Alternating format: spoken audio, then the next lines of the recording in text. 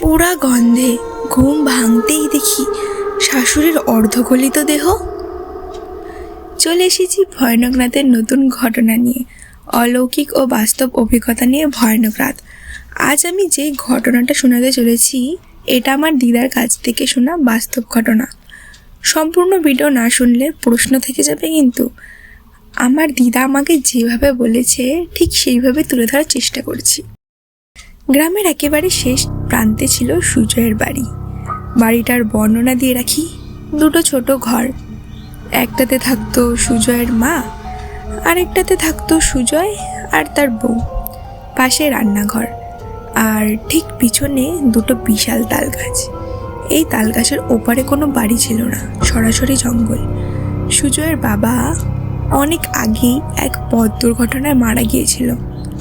অভাবের সংসার, গ্রামে ভালো কাজ না থাকায় সুজয় বাইরে কাজ করতে যেত। কিন্তু সেদিন কয়েক মাসের ছুটি নিয়েই সে বাড়ি ফিরেছিল। সে জানতো না তার আশাটাই যে কাল হবে। ফেরার সময় সে চাল নিয়ে আসে, কারণ তার মায়ের হাতের মুড়ি ভাজা তার খুব প্রিয়। সে মাকে বলেছিল, মা কতদিন হয়ে গেল তো বল, তোর হাতের মুড়ি ভাজা খাওয়া হয় না, কাল করে দিও তো। মা হাসতে হাসতে বলেছিল, ঠিক আছে রে, ঠিক আছে। রাতে মা পাশের ঘরে থাকা বৌমাকে বলে দেয়, ভোরে মুড়ি ভাজবো, আমাকে ডেকে দিও তো বৌমা।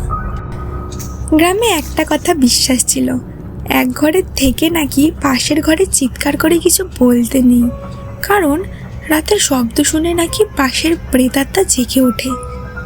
কিন্তু কে আর এসব মানে? ভোরবেলা বৌমা এসে ডাকে, মা মা চলো মুড়ি ভাজবো।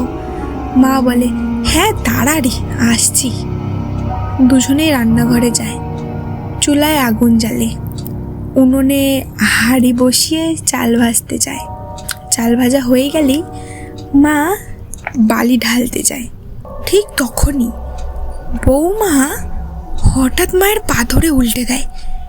এক মুহূর্ত একটু সময় পায়নি সে কিছু বোঝার। মা সামলাতে না পেরে সোজা উনানের ভেতর যায়। এরপর সব অন্ধকার। কিছুক্ষণ পর বৌমার ঘুম ভাঙে একটা অদ্ভুত পোড়া গন্ধে। সে ভাবে, এত সকালে কি পড়ছে? পাশের বাড়ির এক দিদিও চিৎকার করে ওঠে, কি বসিয়ে ভুলে গেছিস, এত বাজে গন্ধে থাকা যাচ্ছে না।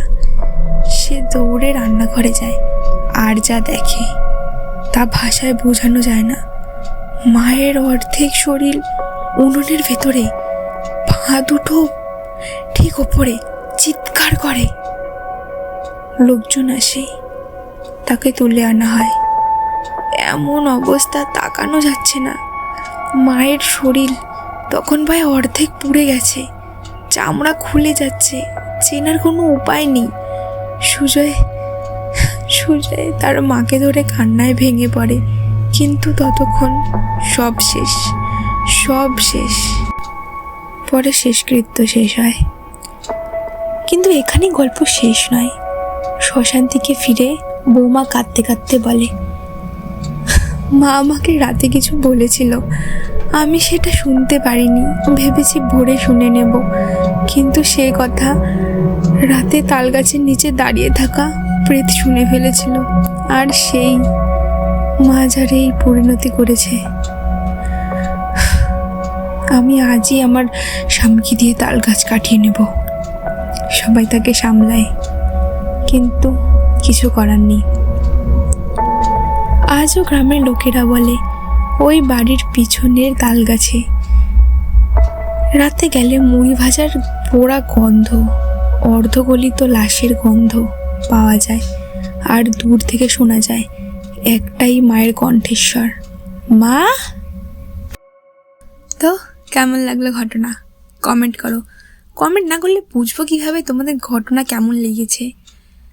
আর ভালো লেগে থাকলে লাইক, শেয়ার অ্যান্ড সাবস্ক্রাইব। চ্যানেলটা তোমরা সাবস্ক্রাইবই করো না। এত কষ্ট করে গল্প জোগাড় করে আনি আমি, দিদা মা সবার কাছে ডেকে ডেকে জোগাড় করে আনি, আর তোমরা সাবস্ক্রাইবই করো না। চ্যানেলটা সাবস্ক্রাইব করে দিও কিন্তু।